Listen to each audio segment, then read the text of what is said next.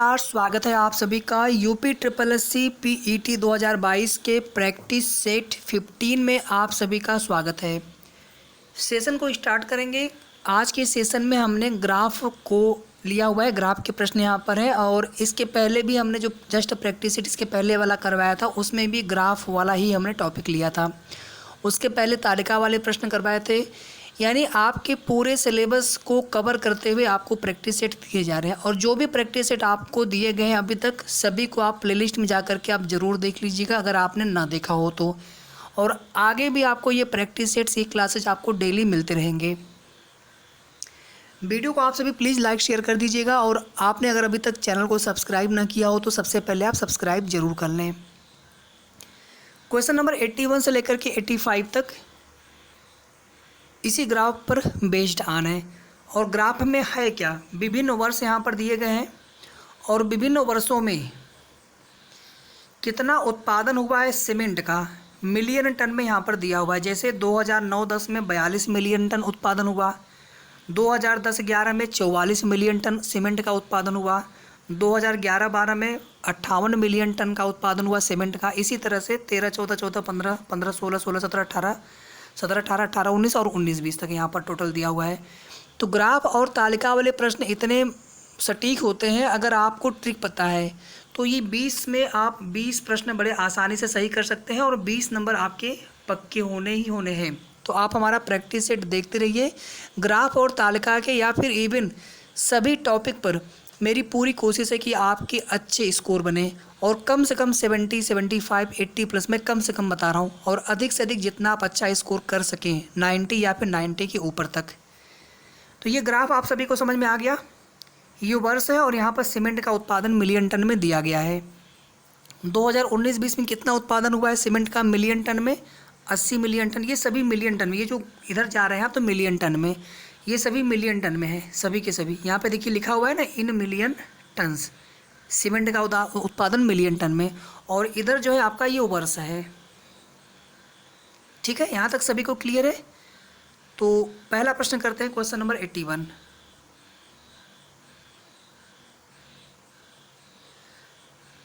उत्पादन अधिकतम स्तर तक इस वर्ष घटा।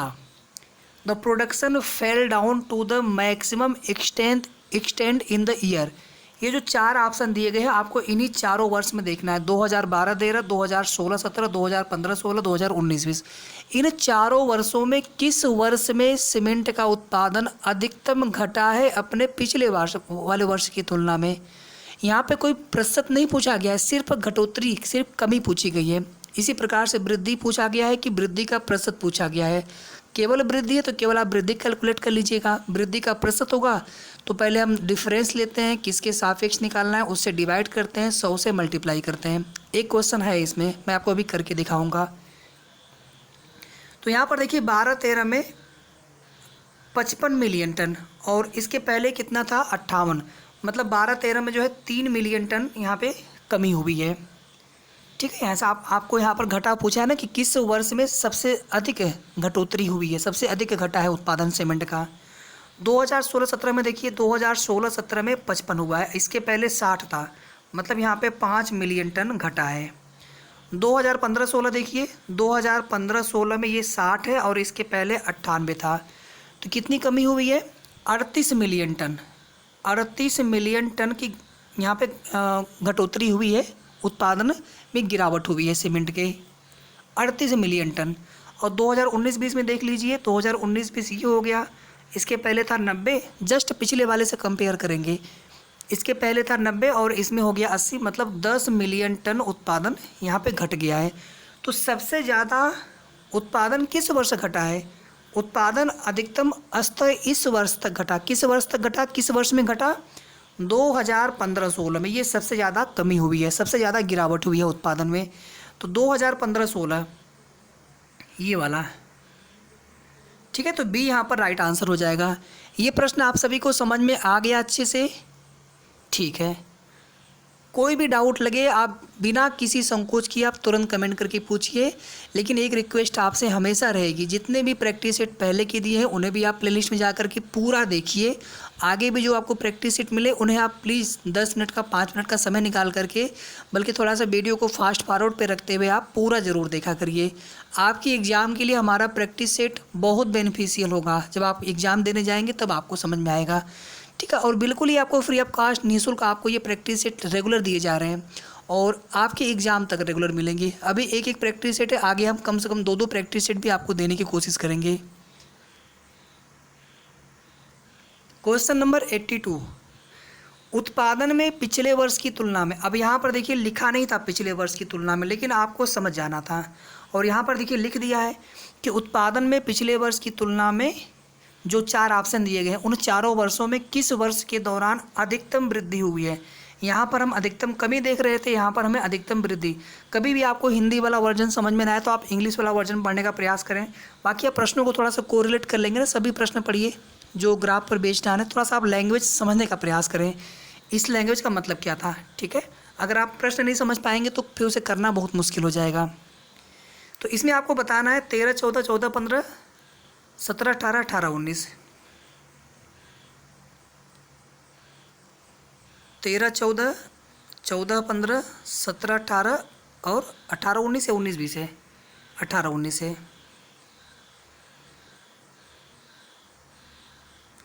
ठीक है। ये 4 ऑप्शन दिए गए हैं। आपको बताना है कि किस वर्ष में अधिकतम वृद्धि दर्ज की गई है। चलिए ध्यान से देखिए, 13, 14 में पिछले वर्ष कितना था, 55 था। अभी कितना हो गया, 90 हो गया। मतलब 13, 14 में कितना वृद्धि हुआ है यहाँ पर, 35 मिलियन टन का, ठीक है, 13, 14 में। और 14, 15 में देखिए यहाँ पर ये 98 है, इसके पहले 90 था, तो 8 मिलियन टन की वृद्धि हुई है उत्पादन में। 17, 18 में देखिए, 17, 18 में पिछले वर्ष था 55, 16, 17 में, और 17, 18 में कितना हो गया, 80 हो गया। मतलब 25 मिलियन टन उत्पादन में वृद्धि हो गई। और 18, 19 का देखिए, पिछले वर्ष 80 था, अब 18, 19 में 90 हो गया। हमेशा पिछले वर्ष से तुलना करेंगे आप, ठीक है। अगर नहीं दिया है तब भी, नहीं दिया है तब भी। हाँ, ये बोल दे कि नहीं 2 वर्ष पहले से तुलना करा है तो कल करना है तो अलग बात है। अगर नहीं दिया है तो भी आपको पिछले वर्ष से तुलना करना है, और या तो आपको दिया रहेगा पिछले वर्ष से ही तुलना करके, तो आप पिछले वर्ष से ही तुलना करके देखेंगे कमी या फिर वृद्धि। अगर प्रतिशत नहीं पूछा तो केवल आप माइनस या प्लस करके देख लेंगे। जैसे यहाँ पर वृद्धि हो रही है तो कितना, जैसे यहाँ पर 17, 18 में 80 हुआ तो उसके पिछले वर्ष 55 था, 55 में कितना जोड़ने पर 80 हो रहा है, 25 जोड़ने पर मतलब 25 मिलियन टन की वृद्धि हो गई। जहाँ पर कमी होगी वहाँ पर घटा करके देख लेंगे। डिफरेंस ही लेना है दोनों जगह, यहाँ पर भी डिफरेंस लेना था और अभी जो क्वेश्चन कर रहे हैं इसमें भी डिफरेंस ही लेना है। तो यहाँ पर ध्यान से देखिए, सबसे ज़्यादा वृद्धि किस वर्ष हुई है, 2013-14 में 35 मिलियन टन की। तो यहाँ पर हमारा आंसर क्या हो जाएगा, 2013-14। तो उम्मीद करता हूँ कि ये प्रश्न भी आप सभी को अच्छे से समझ में आ गया होगा, ठीक है। नेक्स्ट क्वेश्चन देखिए इसके बाद, प्रथम 3 वर्ष के दौरान औसत उत्पादन था, the average production during the first 3 years was. जो शुरू के 3 वर्ष है उनका औसत उत्पादन बताना है। मतलब 9, 10, 10, 11, 11, 12। तो क्या करेंगे, तीनों को आप जोड़ लीजिए आपस में। तो 8, 4, 12, 2, 14, 5, 4, 9, 4, 13 और एक कैरी था 14। कितने से डिवाइड करेंगे, तो टोटल यहाँ पे 3 वर्ष है, 3 को आपने जोड़ा है तो औसत निकालना है, तो 3 से डिवाइड करेंगे। 3 चौके 12, 3 अट्ठे 24, तो 48 मिलियन टन, ये हमारा आंसर आ गया। प्रथम 3 वर्ष के दौरान औसत उत्पादन कितना था, 48 मिलियन टन। तो यहाँ पर देख लेते हैं कौन सा आंसर यहाँ पर है, ये वाला आंसर है, सी वाला, 48 मिलियन टन। तो ये यहाँ पर हो जाएगा राइट आंसर। यहाँ तक क्लियर है आप सभी को। क्वेश्चन नंबर 84 देखिए इसके बाद स्थान है, सीमेंट का अधिकतम उत्पादन दर्ज हुआ इस वर्ष, the maximum production of cement was noted in the year 13, 14, 14, 15, 17, 18, 18, 19। आप ग्राफ में मत देखिएगा, आप चारों ऑप्शन देखिए, उन चारों ऑप्शन में बताना है कि किस वर्ष में अधिकतम उत्पादन दर्ज हुआ है, 13, 14, 14, 15, 17, 18, 18, 19। चलिए यहाँ पर देख लेते हैं, 13, 14, 14, 15, 17, 18 और 18, 19। 13, 14 में 90, 14, 15 में 98, 17-18 में 80, 18-19 में 90। तो 18-19 और 13-14 में तो समान है, 17-18 में 80 है और 14-15 में 98 मिलियन टन। मतलब 2014-15 में सबसे अधिक उत्पादन दर्ज किया गया। यहाँ पर कमी वृद्धि से मतलब नहीं है, यहाँ पर किस वर्ष, इन चारों ऑप्शन में किस वर्ष में सबसे अधिक उत्पादन वृद्धि दर्ज किया गया, तो 2014-15 ये हो जाएगा राइट आंसर। ये तो क्वेश्चन बहुत आसान था 84। अब क्वेश्चन नंबर 85 देखिए, यहाँ तक कोई दिक्कत नहीं होना चाहिए। 85 देखिए, ये क्वेश्चन देखिए थोड़ा सा अच्छा है। वर्ष 2011-12 के दौरान उत्पादन वृद्धि प्रतिशत पिछले वर्ष की तुलना में बताइए। The percentage increase in production during 2011-12 over its previous year was. अगर आपसे यहाँ पर नहीं भी देता पिछले वर्ष की तुलना में, तो भी आपको पिछले वर्ष ही समझना है। हाँ, अगर उसमें दे कि नहीं उसके 2 वर्ष पहले से, तो 2 वर्ष पहले से तुलना करेंगे। जिससे तुलना करेंगे, जिसके सापेक्ष निकालेंगे, वो आपका हो गया आधार बेस, उसको आप नीचे लिखते हैं डिवाइड में, ठीक है। और वृद्धि हुई है, मतलब पिछले वर्ष की तुलना में 2011-12 में वृद्धि हुई है, हमें वृद्धि प्रतिशत निकालना है। तो यहाँ पर देख लेंगे कि पिछले वर्ष की तुलना में 2011-12 में कितनी वृद्धि हो रही है। केवल हम वृद्धि लिखेंगे, यहाँ पर पूरा नहीं लिखेंगे 11-12 में कितना उत्पादन हुआ है, केवल वृद्धि कितना हुआ है पिछले वर्ष की तुलना में उसको लिखेंगे ऊपर, और यहाँ पर 100 से मल्टीप्लाई। नीचे हमेशा वह आता है जिसके सापेक्ष या जिससे तुलना करके हम आगे वाले वर्ष में कमी या वृद्धि निकालते हैं। अब प्रश्न कर लें इसके बाद हम लोग, चलिए ठीक है। 2011-12 का पूछा गया है। 2011-12 मतलब कितना है, 58 मिलियन टन। पिछले वर्ष से तुलना करना है, मतलब 2010-11 से तुलना करना है, मतलब 44 से तुलना करना है। इसका मतलब क्या हो गया, 44 से आप डिवाइड करेंगे। प्रतिशत निकालना है, वृद्धि प्रतिशत, यहाँ पे 100 से मल्टीप्लाई करना पड़ेगा। और यहाँ पे क्या लिखेंगे, वृद्धि। तो कितना वृद्धि हुआ है, 44 से 2010-11 से 11-12 में जाने पर 44 से 58 हो गया, मतलब 14 मिलियन टन की वृद्धि हुई है। तो यहाँ पे वृद्धि लिख देंगे और 44 के सापेक्ष, पिछले वर्ष के सापेक्ष, और ये 100 से गुणा कर देंगे तो वृद्धि प्रतिशत आ जाएगा। अब इसी को हमें सॉल्व कर लेना है। तो 4-11 हम यहाँ पे, और यहाँ पे 4, मैं कलर चेंज कर लेता हूँ, और यहाँ पे 4 हो गया 25 हम। अब डिवाइड नहीं होगा तो क्या हो जाएगा, 14-25 70, 14 दूनी 28, 28 से 7 कितना हो जाएगा 35, और डिवाइड करना है 11 से। इन दोनों का हमने मल्टीप्लाई कर लिया यहाँ पे, तो ये मिल गया 350/11। 25 चौक के 100, 10, 25 से कम 25, 10, 35, ठीक है। यहाँ पर देखिए डिवाइड कर लेते हैं इसको, कितना आएगा डिवाइड करने पर, देखिए 11×3 33, कितना बचेगा, 2 बचेगा शेष फल। फिर ये शून्य उतार लेंगे, 20 हो जाएगा। 11 दूनी 22, नहीं 11 1 कम 11, 11 कम 11, यहाँ पे 9 बचा। फिर यहाँ पे डेसिमल लगा देंगे, यहाँ पे 0। आप वैसे डिवाइड करके देख लीजिएगा अगर आपको ऐसे समझ में ना आए तो।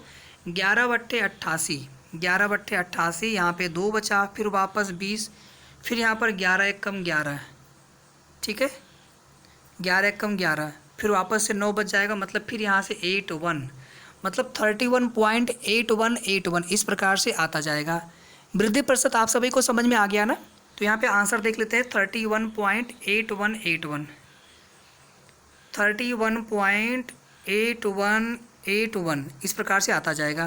तो कौन सा यहाँ पे ऑप्शन अप्रोप्रिएट है, तो ए वाला देखिए यहाँ पे ऑप्शन ठीक है, 31.8 यहाँ तक मिल गया हमें सही, तो ठीक है।